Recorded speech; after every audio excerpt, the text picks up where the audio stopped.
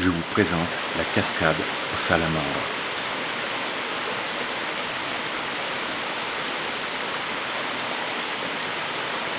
Ici, au pied de cette cascade, vivent de nombreuses salamandres.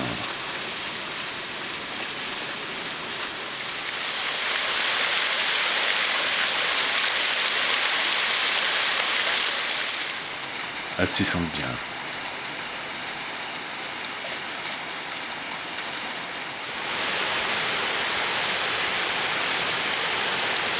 Ici, c'est la salamandre commune, noire tachetée de jaune.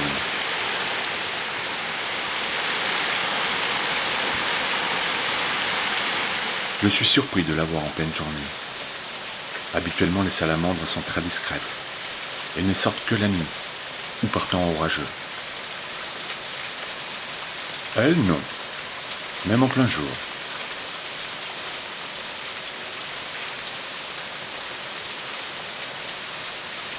C'est sans doute grâce à la cascade, qui diffuse en permanence sur elle des gouttelettes.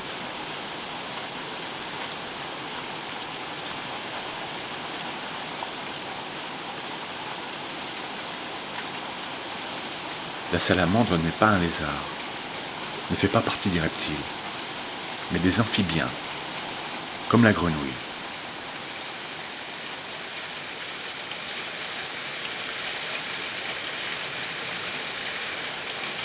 La salamandre atteint sa maturité sexuelle environ vers 3 ans.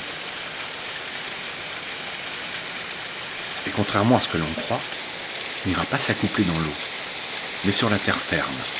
Ensuite, elle ira déposer ses larves dans l'eau.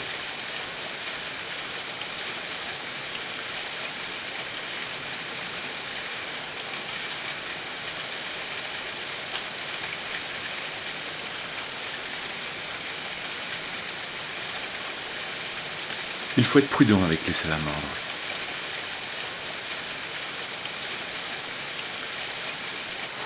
Car pour certains d'entre nous, une minorité, ces neurotoxines peuvent être très dangereuses.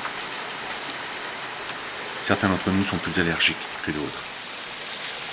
Un peu comme pour les piqûres d'abeilles. Et cela pourrait vous emmener tout droit à l'hôpital.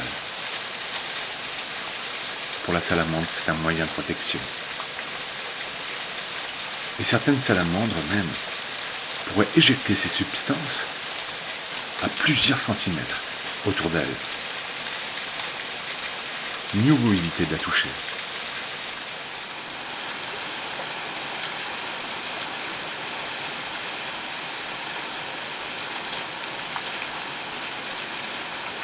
Cette salamandre ici présente peut mesurer jusqu'à 25 cm. La femelle est plus grosse que le mâle.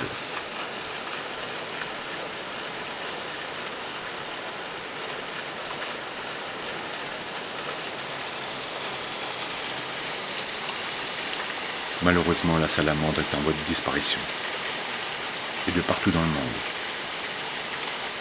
à cause des pesticides, de l'eau polluée, des routes qu'elle traverse. Elle connaît le même sort que les grenouilles et les crapauds, qui eux aussi sont en voie de disparition.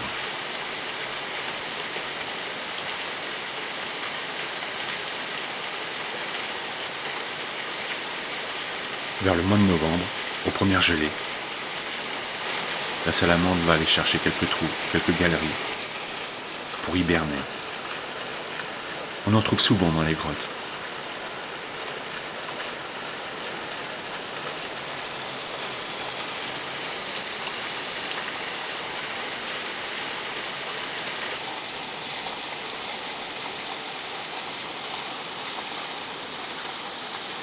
La salamandre va se nourrir de quelques petites limaces, d'araignées, de petits vers de terre. Et même parfois, de petites grenouilles. On ne connaît pas beaucoup de prédateurs à la salamandre, hormis l'homme. On trouve souvent les salamandres cachées derrière une pierre, un morceau de bois. Autrefois, la salamandre n'avait pas bonne réputation.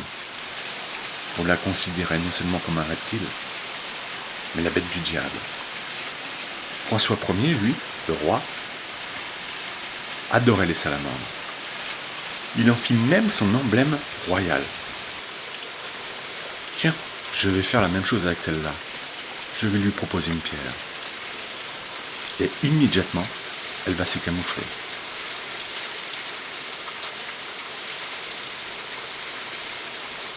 Voilà, je vous ai présenté la cascade aux salamandres. Elles y sont heureuses.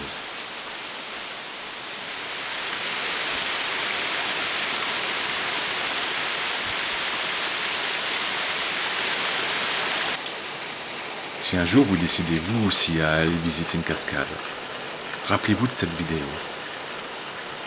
Évitez de trop marcher sur les pierres, car dessous peut-être se trouvera une salamandre.